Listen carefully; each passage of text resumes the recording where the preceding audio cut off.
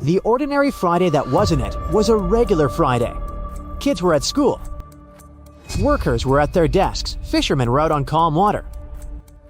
Japan was just Japan, one of the most earthquake-prepared nations on Earth. Then, at 2:46 p.m. on March 11th, 2011, everything ended. Not slowly, not with enough warning to act. It ended in 6 minutes of ground that refused to stop moving, followed by a wall of black water 60 feet high, followed by a nuclear catastrophe that shook the world's relationship with atomic energy forever. This is the story of the single worst day in modern Japanese history, and why the world came within hours of something far, far worse.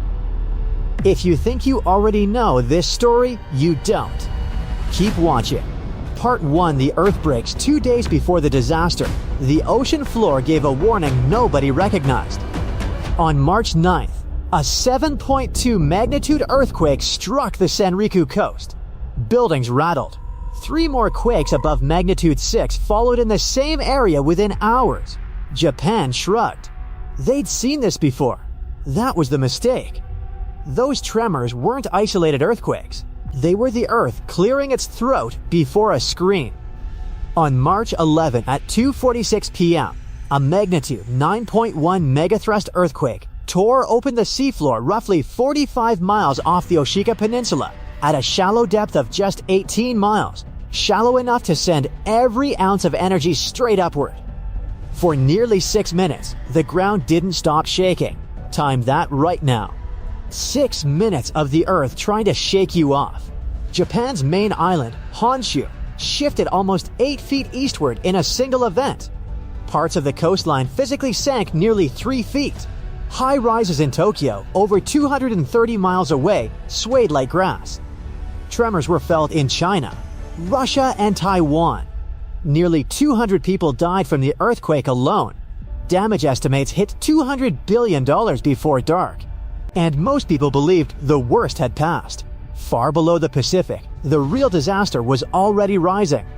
Part 2, the ocean rise as the earthquake had displaced 250 miles of seafloor in minutes. The water above had nowhere to go but outward. At 2:49 p.m., tsunami warnings were issued across the coast. Initial estimates called for waves up to 20 feet. Those estimates were already wrong. A GPS buoy off Iwate began transmitting numbers that confused engineers. The sea was rising too fast and too high. Warnings were upgraded over 33 feet for Miyagi, around 20 feet for Iwate and Fukushima. Even those figures would prove insufficient. At 3:21 p.m., a 26-foot wave slammed into Miyako in Iwate Prefecture. The Sanriku coastline, shaped like a series of deep V's, funneled and amplified the wave's power. Seawalls built after past disasters in 1933 and 1960 were simply consumed. Water reached 124 feet at one location. At Aniyoshi in Miyako City, the wave climbed to 131 feet, the highest tsunami wave ever recorded in Japanese history. That is taller than a 10-story building, moving at the speed of a freight train, carrying everything in its path. Part 3, the towns that disappeared across 420 miles of Japan's eastern coastline. Entire communities ceased to exist. Not damaged, not flooded. Gone. Ports, hospitals, schools, and train stations were torn from their foundations and carried into the sea. In Rikuzen Takeda, water rose to the height of a 3-story building and moved through the city like a living thing. At one coastal school, around 200 teachers, children, and parents gathered after the earthquake, believing the danger had passed. Someone ran in screaming that a wave was coming. People rushed to flee. The wave hit before they could reach safety. A teacher pulled survivors from the wreckage with his bare hands, working in debris-choked floodwater at tremendous personal risk. Of the 108 people sheltering there that day, 74 were killed, most of them children. 30 minutes after impact, the water began retreating.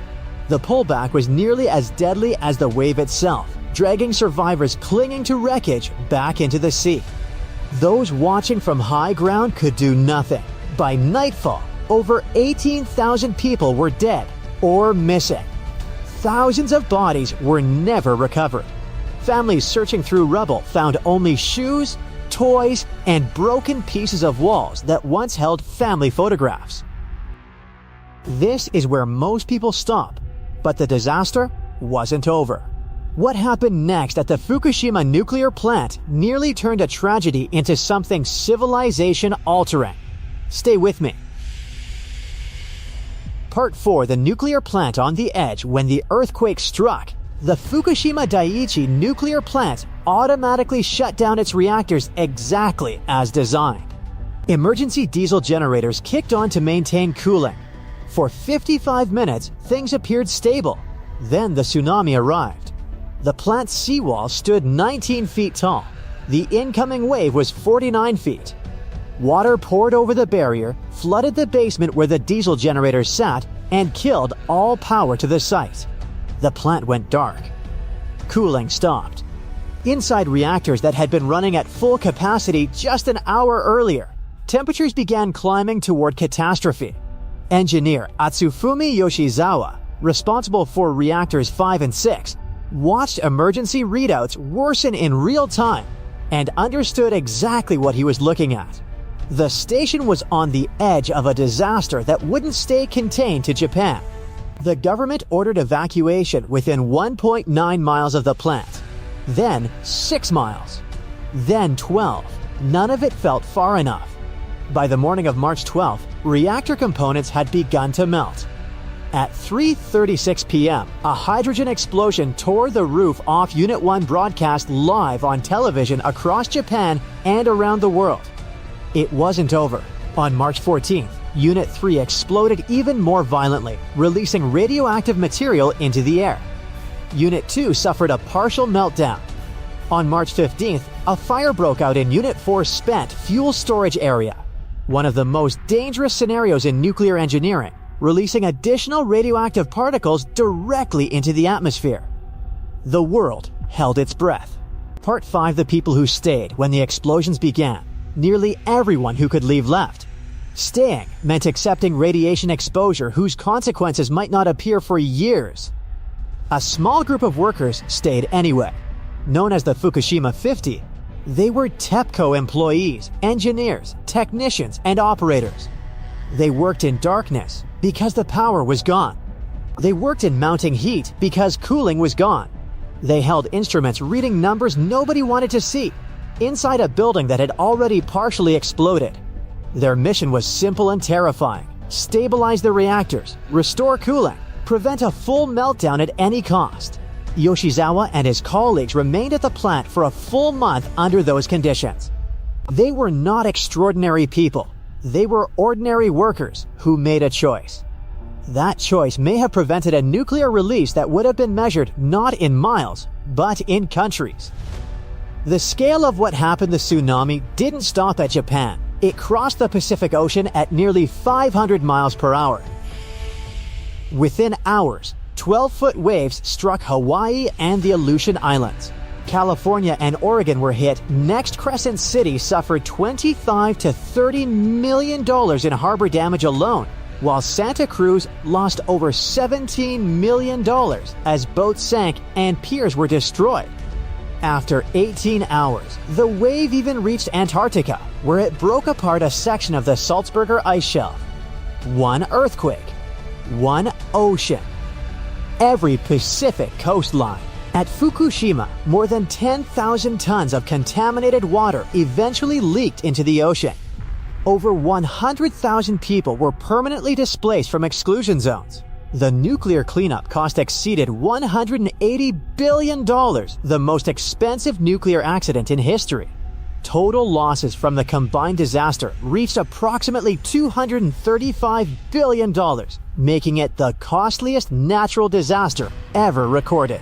More than 120,000 buildings were completely destroyed. Debris from the obliterated coastal towns continued washing onto North American shores for years, physical pieces of someone's home arriving on a foreign beach long after the wave. The ending what March 11 left behind Japan rebuilt. New seawalls, some reaching 51 feet, now line the coast. Emergency systems were redesigned. Nuclear safety regulations were rewritten entirely. Some reactors were shut down permanently and never reopened. But certain things concrete walls cannot rebuild.